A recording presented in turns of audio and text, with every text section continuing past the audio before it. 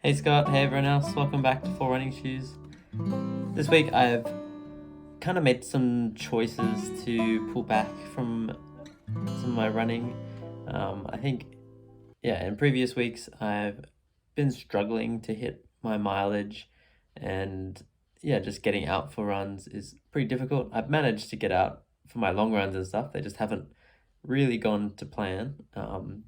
As my last video said, especially in the last one, long run that I was supposed to do, I ended up, getting falling into a drain, which cut the run short. Uh, but yeah, it's always been like a huge effort to get out for that evening run. And yeah, I think I've just realized that it's pretty hard to run a lot with a newborn. I'm glad that I have been still running, but training for a marathon with a newborn is probably a bit ambitious. And I guess it's just sort of the timing of the Melbourne Marathon. I've always wanted to do Melbourne Marathon.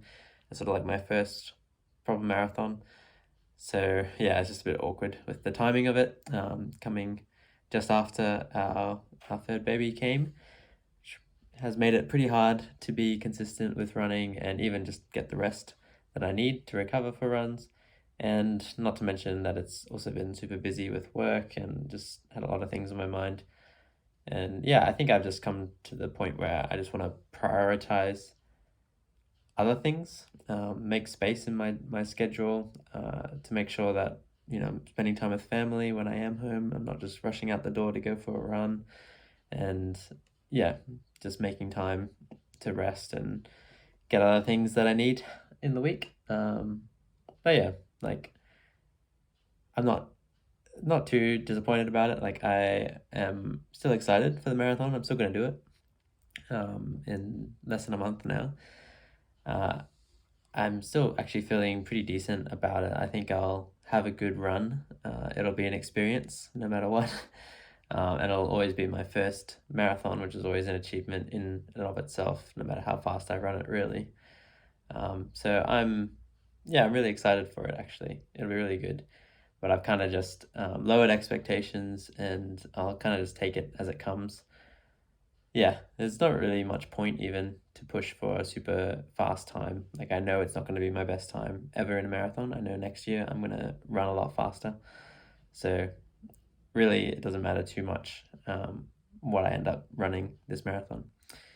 It's just really cool that I can run my first marathon. And yeah, I guess the main reason why I still feel confident to run it is, I'm just really at a good level of fitness.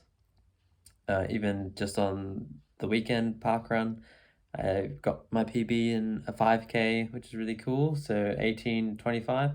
I think the course was probably a little bit short, so it probably would have been more like 18:40 or something, I guess. Like, it's not an official PB or anything. It's just, yeah, nice. It actually is a parkrun official PB, so I guess I have to go with that as far as parkrun standard goes. But yeah, it's just exciting to see that I am pretty fit at the moment, and hopefully that just means that I can crank out a marathon. I've heard people, like, as long as you're fit, you can just do a marathon. You don't actually have to train for it too hard.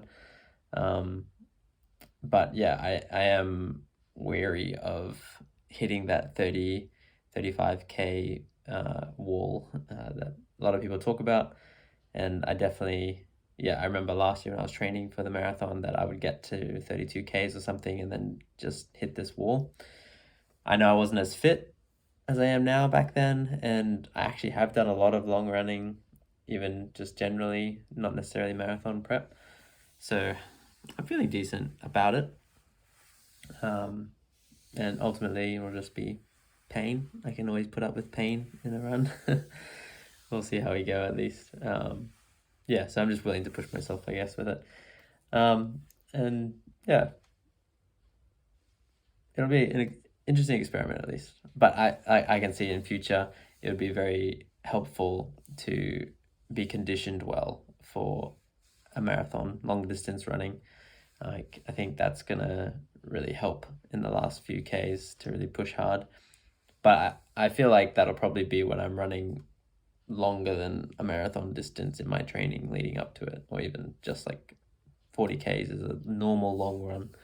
when I'm doing that, I feel like I'll be very well conditioned and used to the distance. And that's what I found with the half marathon, is when like I got my best time this year in that.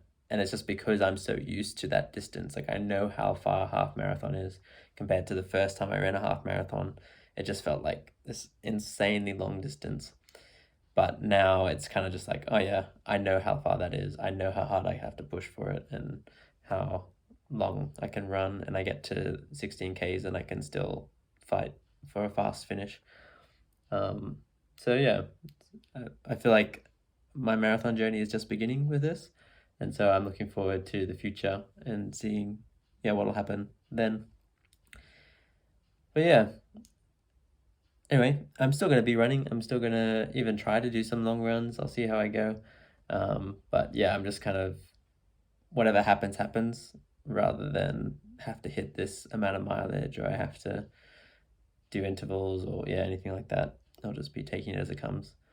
And I'm actually really excited for this 10K series coming up. So I am, yeah, probably pretty motivated to get a 10K PB towards the end of this year. So I'll be training hard for that, I think, more so than this marathon. And by that stage, Hazel, our new daughter, will be a bit older and hopefully it'll be a bit easier to get out running. But anyway, that's where I'm at with my running at the moment. And yeah, I'm actually feeling good about my running, even though it means that I'm stepping back from the hard training side of it. It's kind of nice to have that weight lifted, like choosing not to feel guilty about it anymore. Anyway, I'll see you guys in my next video. Have a good one. Bye.